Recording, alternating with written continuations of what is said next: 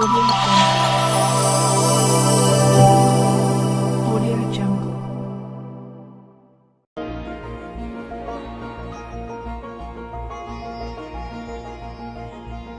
ஏய், என்ன இங்கே உட்காந்துருக்க?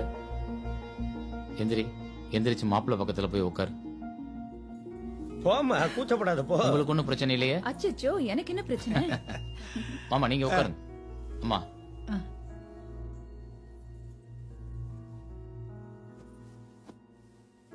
முதல்ல எல்லாரும் என்னை மன்னிக்கணும். நீங்க நினைச்ச மாதிரி இந்த கல்யாணம் முடியாம ரொம்ப சிம்பிளா நான் நினைச்ச மாதிரி முடிஞ்சதால என் மேல எல்லாரும் கோவமா இருப்பீங்க. உங்க பிளான் பிரகாரம் இந்த கல்யாணம் முடிஞ்சிருந்தா நீங்க போட்ட பட்ஜெட் படி 35 லட்சம் ரூபாய் இந்த கல்யாணத்துக்கு செலவாகியிருக்கும்.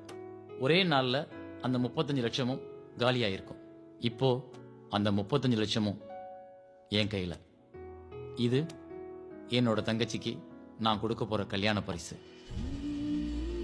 இந்த பணத்தை என் தங்கச்சி பேர்ல பேங்க்ல போட்டிருக்கேன். மாப்பிள்ளைக்கு பிடிச்ச தொழில் விவசாயம்னு சொன்னார். அவர் பேர்ல பொள்ளாச்சிக்கு பக்கமா ஒரு 25 ஏக்கர் நிலம் 5 வருஷம் லீஸுக்கு ரெஜிஸ்டர் பண்ணியிருக்கேன். இது அதுக்கான அக்ரிமெண்ட். அவர் உழைப்புல 5 வருஷம் கஷ்டப்பட்டா அதை அவரே சொந்தமாக்கிக்கலாம். பிடிச்ச தொழிலும் அன்பான குடும்பமும் அமைஞ்சிட்டா யாருடைய வாழ்க்கையிலையும் பிரச்சனைகள் வராது. பொருளாதார ரீதியா வர்ற பிரச்சனைகளால தான் நிறைய குடும்பங்கள்ல டைவர்ஸ் வரைக்கும் போகுது. நம்ம கிட்ட இருக்கிற பணத்தை திருமண சடங்கு சம்பிரதாயம்ன்ற பேர்ல ஒரு நாள் விசேஷத்துக்காக எல்லாத்தையும் செலவு செஞ்சுட்டு 6 மாசத்துல குடும்பம் நடத்த பணம் இல்லாம கணவன் மனைவிக்குள்ள பிரச்சனைகள் வருது.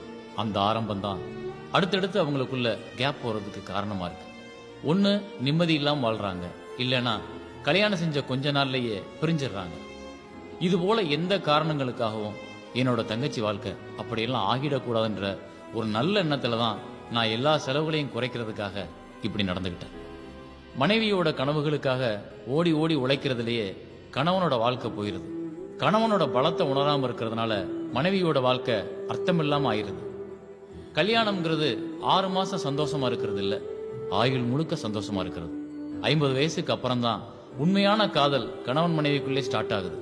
அது வரைக்கும் அவங்க தாக்கு பிடிக்கிறதுக்கு 2 பேருக்கு அண்டர்ஸ்டாண்டிங் ரொம்ப முக்கியம். அந்த 50 வயசை எட்டுறதுக்குள்ள ஏகப்பட்ட சோதனைகள் வருது. அதை நீங்க கடக்கிறதுக்கு பணம், தொழில் இதெல்லாம் ரொம்ப முக்கியமா இருக்கு. ஊருக்காரங்க முன்னால தன்னோட கௌரவத்தை காட்டணும்னு கடன் வாங்கி எல்லாத்தையும் பண்ணிட்டு பிரச்சனைகள் வரும்போது பணத்துக்காக ஒவ்வொருத்தரும் எப்படி அலைகிறாங்கன்றத நான் கண்கூட பார்த்ததுக்கு அப்புறம் தான் இந்த முடிவுக்கே வந்தேன்.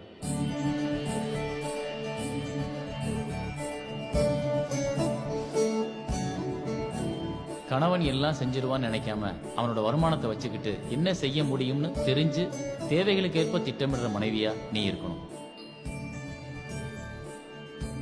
அதே போல மனைவி கேட்ட உடனே அவளை சந்தோஷப்படுத்தணும்னு ஓடி போய் கடன் வாங்கி எல்லாம் செஞ்சு மாட்டிக்காம உண்மையான வாழ்க்கை என்னன்றத அவளுக்கு புரிய வச்சு சந்தோஷமா வாழ்ற கணவனா நீங்க இருக்கணும்.